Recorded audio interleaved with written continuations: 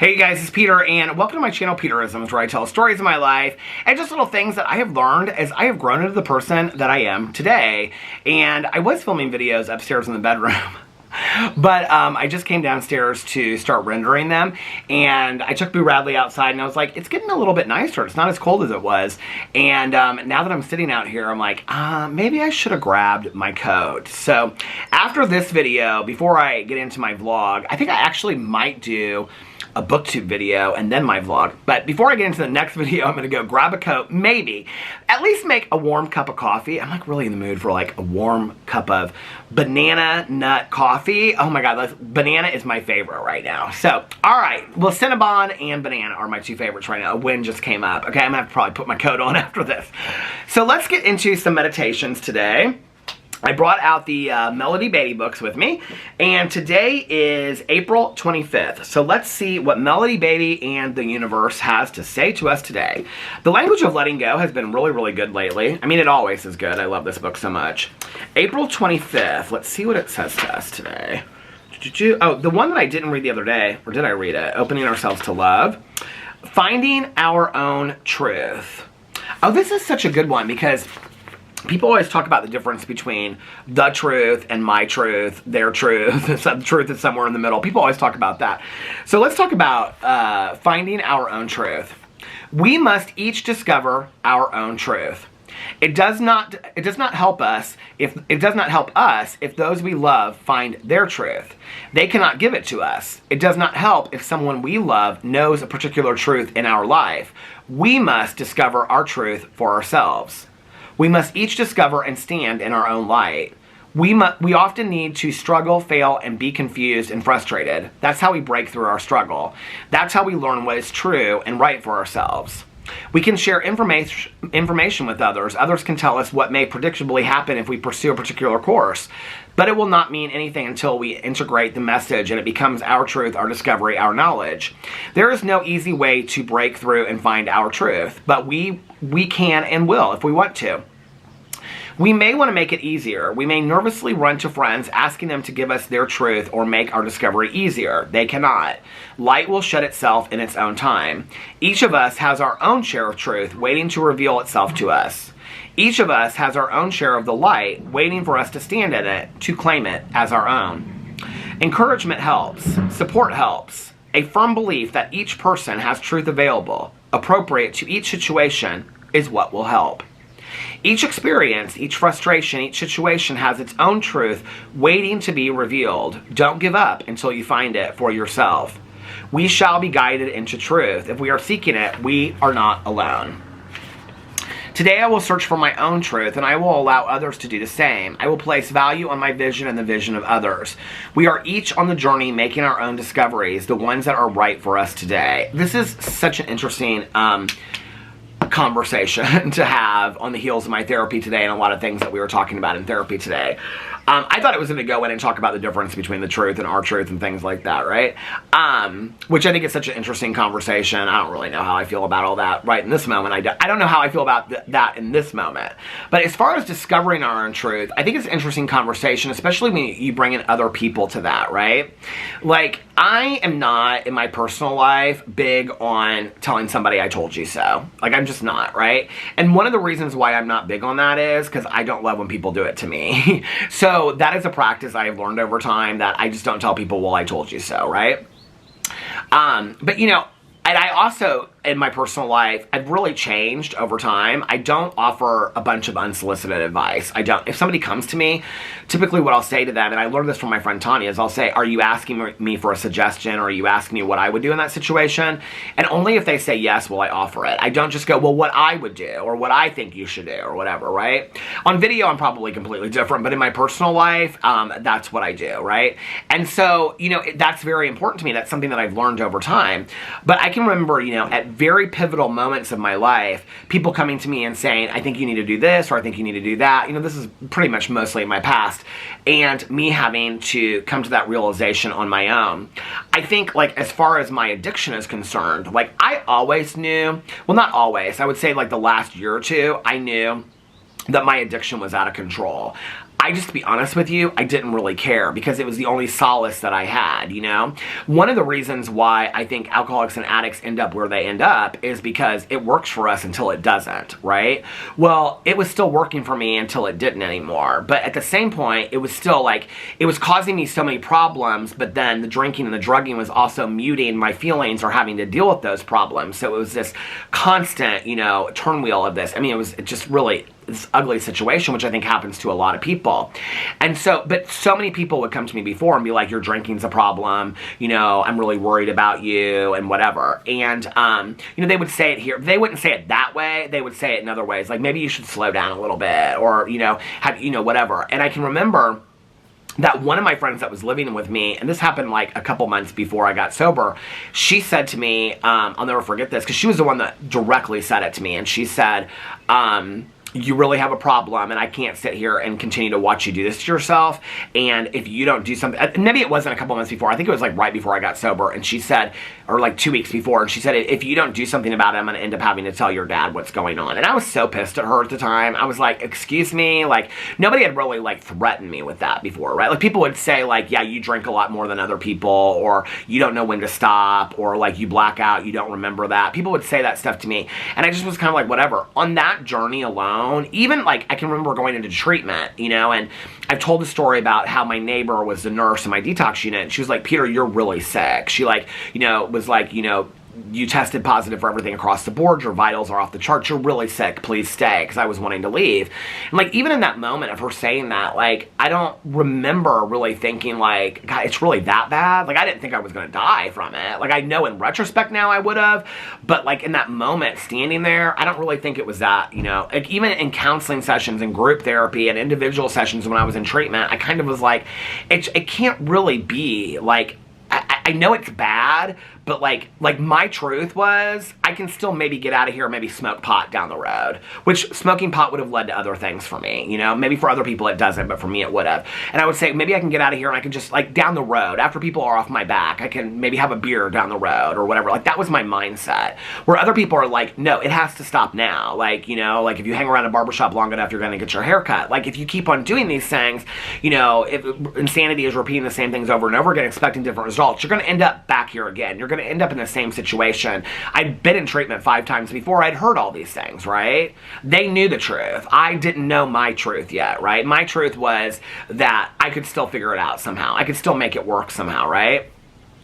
I don't know that I really truly got my truth of my sobriety until I was 6 months sober, and I stepped out into the parking lot holding, you know, that coin, and thinking to myself, looking up and being like, I haven't done anything in my life for 6 months consistently, let alone stay sober. I mean, I hadn't stayed sober for any period of time, not even a month long, since I've been like 12 years old. And that was like the first time, and I was like, and you have peace of mind, and you have serenity, and people aren't calling you and telling you what, nobody's mad at you. Nobody's telling you that you, like, it's a problem, you need to work on it, you need to stop. I mean, nobody's harassing you about that, right? Like, that was the moment for me that I think I realized my truth, and that was at 6 months sober that I really realized, God, it was a lot worse than I thought it was, you know? I can remember just a couple years ago, I talked about this on a vlog, that I had asked my dad, I don't know, this was like 6 or 7 years ago now maybe, but I asked my dad, I said, did you ever read the book Beautiful Boy? Which is about a father's understanding and enabling and then finally setting boundaries with his son's meth addiction. It's by David Sheff. It's fantastic. I saw the movie. I like the book much better.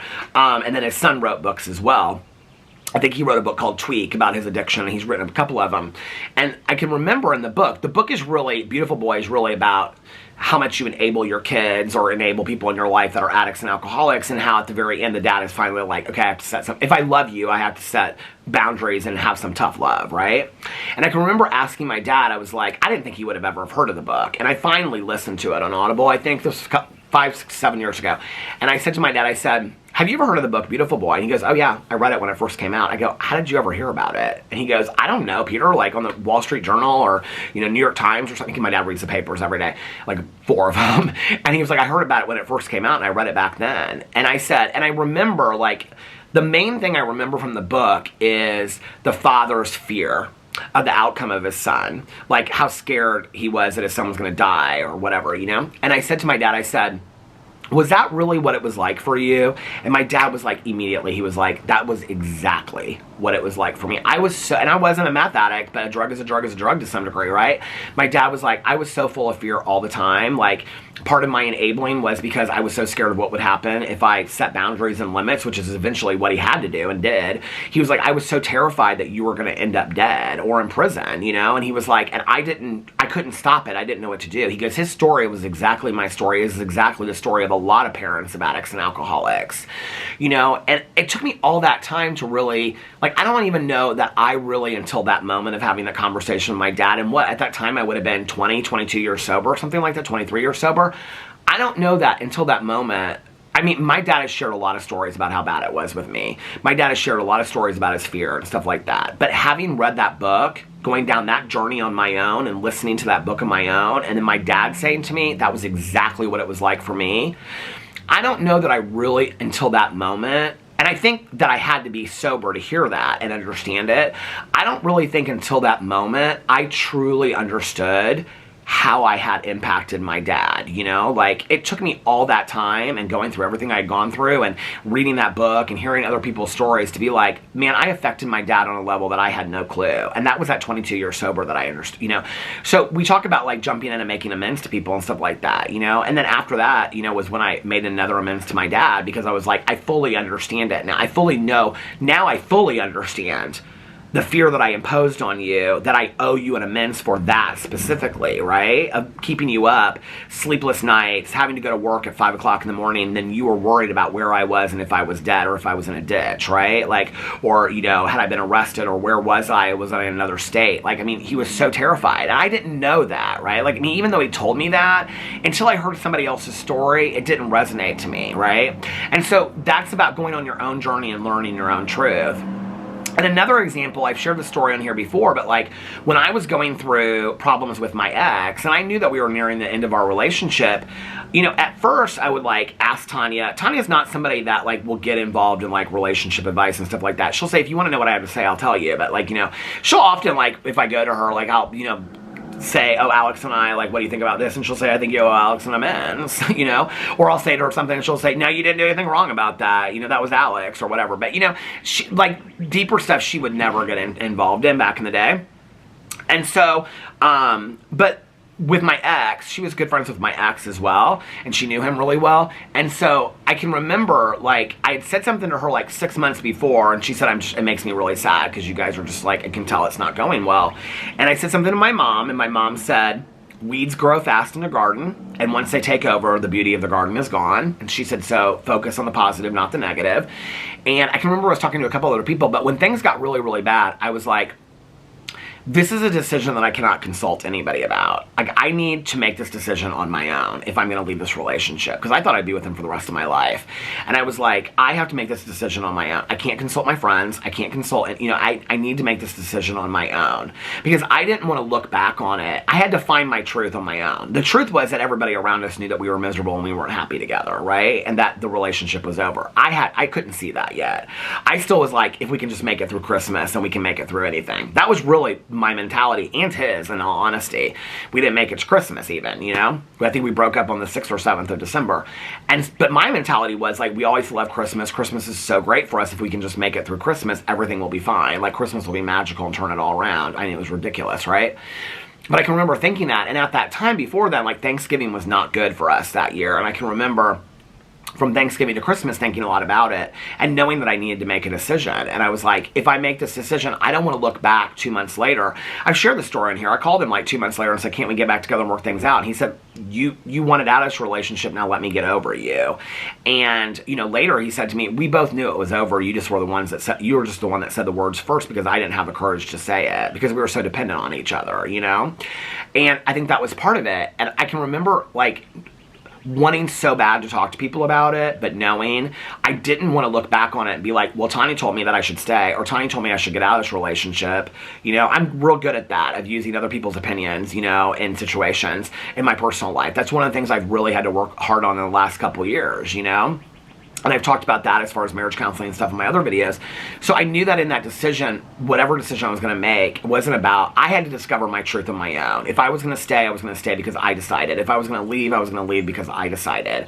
I couldn't be having an outside source. Even if they knew the truth, I had to find my truth on my own.